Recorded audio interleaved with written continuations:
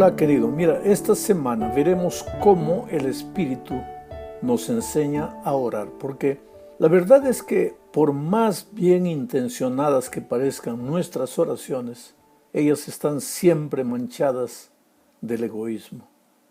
Somos egoístas, no lo podemos negar. El egoísmo natural con el que nacemos después de la entrada del pecado a este mundo va desapareciendo a medida que crecemos en Cristo.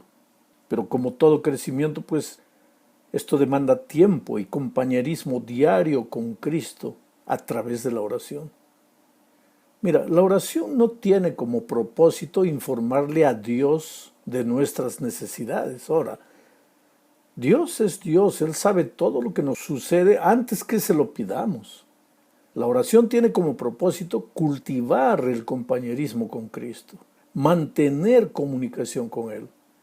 Porque no existe compañerismo sin comunicación.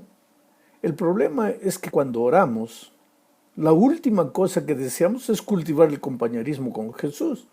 Lo que queremos o pensamos cuando oramos es que oramos para que Dios nos responda, para que atienda nuestras necesidades, para que las cosas no salgan como nosotros quisiéramos que salieran. Nos olvidamos de dejar todo en las manos de Dios. Olvidamos que Él es un Padre de amor que nunca haría nada, ni permitiría que nos hicieran algo para perjudicarnos. Y que si las cosas no están saliendo como queremos, no es porque Él nos abandonó, es porque en su maravilloso plan eso que nos parece injusticia o desventura es justamente lo que necesitamos para nuestro crecimiento espiritual. A propósito, la palabra espiritual viene de la palabra espíritu. Un hombre espiritual es aquel hombre que tiene al espíritu en su vida. Nadie puede ser espiritual sin el espíritu y sin la oración. El espíritu nos enseña a orar, a pedir las cosas no como nos conviene, sino como Dios sabe que es lo mejor para nosotros. Dios nunca se equivoca.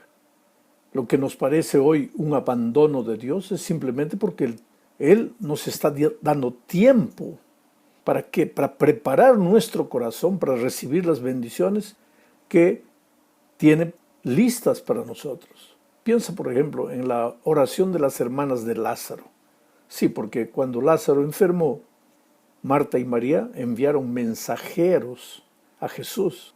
Esos mensajeros llevaban el pedido de las hermanas de Lázaro. Esos mensajeros podrían ser el símbolo de la oración, que llevan nuestros pedidos hacia el Padre. Bueno, ¿qué hizo Jesús? Aparentemente no atendió, aparentemente, porque en lugar de correr y sanar a Lázaro, se demoró. ¿Y qué pasó? Lázaro murió. Entonces Marta y María pensaron que Jesús no había atendido su pedido, no había respondido su oración. Jesús llegó cuando Lázaro ya había muerto. ¿Y qué hizo? Una resurrección. Ahora date cuenta, las hermanas de Lázaro estaban pidiendo solo una curación. Jesús demoró porque tenía preparada para ellas una resurrección. Dime, ¿qué cosa es mejor? ¿Una curación o una resurrección? ¿Te das cuenta? Lo que Dios tiene preparado para sus hijos siempre es mejor que lo que sus hijos le piden. Entonces, cuando parece que Dios está demorando en responderte, no es que está demorando, te está dando oportunidad a que tu corazón se abra, se prepare para recibir la gran bendición que Él está preparando para ti. Sabes que la gran necesidad de nuestra vida es lo que Jesús dijo en Juan 17:7. Si permanecen en mí y mis palabras permanecen en ustedes, pidan todo lo que quieran y se les concederá. La pregunta que debemos hacernos es la siguiente: ¿hasta qué punto sus palabras permanecen en nosotros? Quisiéramos que todo lo que pedimos sucediera como queremos, pero no estamos dispuestos a que sus palabras permanezcan en nosotros. Y ahí pues la cosa no funciona. Bueno, el Espíritu Santo nos ayuda en esta jornada de preparación del corazón para recibir la bendición que Dios está preparando para nuestra vida. En la segunda parte de este estudio veremos la importancia de pedir. Ya dijimos que el propósito de la oración no es informar a Dios de nuestras necesidades. Él sabe todo. Entonces, ¿por qué oramos? ¿Por qué necesitamos pedir? Bueno, leamos Mateo 7, versículos 7 al 11, para entender esto. Ahí Jesús dice, pidan y se les dará. Busquen y encontrarán. Llamen y se les abrirá, porque todo aquel que pide, recibe, y el que busca, encuentra, y al que llama, se le abre. ¿Quién de ustedes, si su hijo le pide pan, le da una piedra? ¿O si le pide un pescado, le da una serpiente? Pues si ustedes que son malos saben dar cosas buenas a sus hijos, cuanto más su Padre que está en los cielos dará buenas cosas a los que le pidan. ¿Sabes? Esta es una invitación de Cristo a pedir. Él dice que debemos pedir sin miedo, porque si nosotros, como padres humanos, no les negamos nada bueno a nuestros hijos, ¿cómo es que el Padre nos va a negar a nosotros? Pero volvamos a leer lo que Jesús dijo. Cuanto más su Padre que está en los cielos dará buenas cosas a los que le pidan. ¿Entiendes? La promesa es que Él nos dará buenas cosas. ¿Y cuánto de lo que pedimos son buenas cosas? A veces somos como niños malcriados que piden cosas que les son perjudiciales. Claro, ellos no entienden que esas cosas son perjudiciales. Ellos piensan que es lo mejor. Sin embargo, tú como papá sabes que si le das eso, les puedes hacer mal. Nosotros a veces parecemos niños. Queremos porque queremos. Y ahí a veces insistimos tanto y a veces ni tenemos en cuenta la voluntad de Dios. Hacemos las cosas por nosotros mismos. Después las cosas nos salen mal y pensamos que Dios nos abandonó, que Dios nos dejó. Tenemos que aprender a confiar en Dios, a dejar todo en las manos de Dios. Sin embargo, aun cuando tengamos que pedir cosas que no convienen, es mejor estar en comunión con el Padre pidiendo.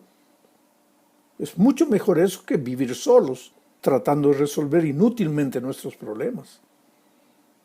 Porque mira, pedir es una demostración de fe. Es una vía de comunicación con el Padre. Es un medio a través del cual cultivamos el compañerismo con Dios. Y Él ha prometido que si pedimos con sabiduría veremos milagros, porque Dios no conoce imposibles. Pero cuando oramos insistentemente, siempre continuamos pidiendo, tal vez el más grande milagro que sucederá no es que el mar rojo se va a abrir, sino que nuestro corazón será transformado. El miedo desaparecerá, la incredulidad desaparecerá y aprenderemos a vivir por la fe. En la tercera parte de este estudio veremos la importancia de creer cada vez que oramos. Marcos 11:24 dice, por tanto les digo, todo lo que pidan en oración, crean que lo recibirán y se les concederá. Hay que entender esto. Creer, el verbo creer, es sinónimo del verbo confiar. Cuando oramos, aprendemos a confiar y a creer que todo lo que viene de las manos de Dios es para nuestro bien, aunque en el momento no lo entendamos. Dios nunca se equivoca, ya lo he repetido por tercera vez en este estudio. Él conoce el fin desde el principio. Mira, si nosotros tuviéramos la capacidad de ver las cosas antes que sucedieran, dirigiríamos nuestra vida de la manera como Dios la ha dirigido. El problema es que no se puede confiar en alguien a quien no se conoce. Y no se puede conocer a alguien con quien no se pasa tiempo. Pues la oración es para pasar tiempo con Dios, conversando de cosas que pueden parecer hasta triviales, pero que son necesarias para cultivar el compañerismo. ¿Sabes? conversando con Dios todos los días, abriendo el corazón, contándole a Él todo lo que hemos hecho en el día. No porque Él nos sepa, sino porque estamos ahí conversando simplemente con Él. Ahí aprenderemos a confiar en Dios. Aunque las circunstancias oscuras de la vida nos digan que no hay motivo para confiar, al final, la vida cristiana no es un desfile de sentimientos maravillosos, sino una experiencia de confianza en la palabra de Dios. Sabes que nuestros sentimientos son mentirosos, nos engañan con facilidad. Cuando las cosas están mal, nos hacen sentir que están bien y viceversa. Nuestra única seguridad es confiar en la palabra de Dios. Mira, en la Biblia hay casi 15,000 promesas. Cada una de ellas podría revolucionar nuestra vida si nos apoderásemos de ellas con fe. Santiago capítulo 1, versos 6 al 8 dice: si alguno de ustedes requiere de sabiduría, pídasela a Dios, y Él se la dará, pues se la da a todos en abundancia y sin hacer ningún reproche. Pero tiene que pedir con fe y sin dudar nada, porque el que duda es como las ondas, es como las olas del mar que el viento agita y lleva de un lado a otro. Quien sea así, no piense que recibirá del Señor cosa alguna, pues quienes titubean son inconstantes en todo lo que hacen. La promesa de Dios en este texto que acabo de leer es que Dios dará sabiduría a los que se la pidan. Pero esta promesa también puede ser aplicada a cualquier oración. El énfasis aquí es nuevamente la fe, la capacidad de creer, la confianza que se deposita en Dios. Al final, la vida cristiana es una vida de confianza. Si tú retiras la confianza, ya no existe nada. ¿Qué cosa? Existe un Dios cruel, soberano, dictador, abusivo, que espera que sus hijos le obedezcan. Y existe no hijos amados de Dios, sino seres humanos creados por Dios para servirle, para adorarle y nada más. ¿Qué es lo que cambia la religión? Una experiencia de amor, de fe, la confianza de que Dios es un Padre de amor y que nosotros somos hijos amados. Y pues si Él nos ama, aunque las circunstancias que nos rodean parezcan todas adversas, la confianza nos dice que Dios no nos ha abandonado. Tal vez nosotros, con nuestra capacidad humana de entender las cosas, no estamos entendiendo, pero Dios está en el control de nuestra vida. Hablemos ahora de reclamar las promesas de Dios. Esta es la cuarta parte de nuestro estudio. Sabes que en la vida de oración yo diría que hay 3 etapas. La primera etapa sería la del rezo. Dios puede responder el rezo de una persona si eso es todo lo que esa persona conoce. Rezar. Rezar es repetir una oración aprendida de memoria. Y hay mucha gente en el mundo que lo único que sabe hacer es rezar. No ha aprendido a orar. Pero después viene la etapa de la oración. Es cuando el creyente aprende a orar, a abrir el corazón a Dios como a un amigo y empieza a conversar así con Dios como conversa con cualquier persona. Y después de eso viene la etapa del clamor. En la Biblia encontramos frases como: desde el fondo de mi angustia clamé a ti, oh Dios, y tú me oíste. O la propia invitación de Dios que dice: clama a mí y yo te responderé. Esta es una tercera dimensión de la oración, el clamor. Reclamar las promesas de Dios, el cumplimiento de sus promesas. Es lo que Jacob hizo cuando estaba luchando con el ángel aquella noche, cerca del río Jaboc, ¿te acuerdas? Y le dijo a Dios: no te dejaré si no me bendices. Jacob había pasado la noche entera en oración. Estaba viviendo un momento difícil de su vida y pasó la noche toda en comunión con el Padre. Esto es lo que Jesús también hacía frecuentemente. Al ponerse el sol, ya estaba en la montaña conversando con su Padre, y al salir el sol del nuevo día, Jesús continuaba en la montaña. Eso es clamar, salir de la simple etapa de la oración. Pedirle a Dios que cumpla su promesa. Decirle a Dios: Señor, yo no me levantaré de mis rodillas, sino colocas en mi corazón la certidumbre de que me has atendido. Eso significa colocar la vida por entero en las manos de Dios y agradecerle por la bendición recibida, aun cuando no hayamos visto todavía la bendición. Por eso en 1 Juan capítulo 5 versículos 14 y 15 dice: y esta es la confianza que tenemos en Él. Si pedimos algo según su voluntad, Él nos oye. Y si sabemos que Él nos oye en cualquier cosa que pidamos, también sabemos que tenemos las peticiones que le hayamos hecho. Confianza. Yo creo que la mejor manera de expresar la confianza a Dios es terminar de orar y decir: Señor, muchas gracias, porque aunque yo no vea tu respuesta, ya sé que me has respondido, como tú sabes que es mejor para mí. Bueno, mi amado, llegamos ahora al fin de esta lección hablando de que entre nuestros pedidos de las bendiciones de Dios, la presencia del Espíritu en nuestra vida debería ser la más grande petición que hagamos. Pero es necesario saber que cuando pedimos el Espíritu tenemos que estar dispuestos a ser dirigidos por el Espíritu. El Espíritu no es una herramienta que nosotros usamos a nuestro criterio, no. Es Dios dispuesto a encaminar nuestra vida, nuestros pensamientos, nuestros deseos.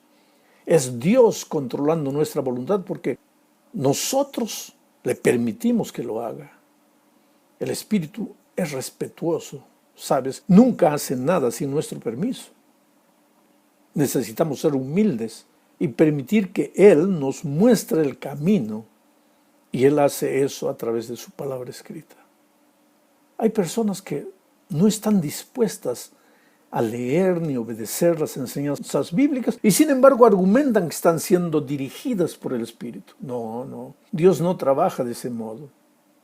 Él inspiró a los escritores bíblicos y ahora desea que sus hijos busquen su palabra y la obedezcan. En la promesa de Joel 2, 28 al 30, que es una promesa para los últimos días, encontramos lo siguiente: después de esto, derramaré mi espíritu sobre la humanidad entera, y los hijos y las hijas de ustedes profetizarán. Los ancianos tendrán sueños y los jóvenes recibirán visiones. En aquellos días, también sobre los siervos y las siervas derramaré mi espíritu, y haré prodigios en el cielo y en la tierra con sangre y fuego y columnas de humo. Esta es la promesa de la lluvia tardía del Espíritu Santo, pero esta promesa dice: y será que después de esto, ¿después de qué? Y si tú lees los versículos anteriores, dicen: mi pueblo comerá hasta ser saciado. Naturalmente, si esta promesa es para el futuro, es una promesa profética. Y mi pueblo comerá hasta ser saciado tiene que ver con la palabra de Dios. El pueblo de Dios comerá la palabra de Dios. Y después de alimentarse la palabra de Dios, después de asimilar la palabra de Dios, después de ser dirigido por la palabra de Dios, entonces el pueblo podrá esperar el cumplimiento de la promesa de la lluvia tardía. En resumen, la lección nos habló de lo siguiente: Dios está dispuesto a respondernos, pero tenemos que pedir primero. Segundo, pedir con fe, pedir creyendo.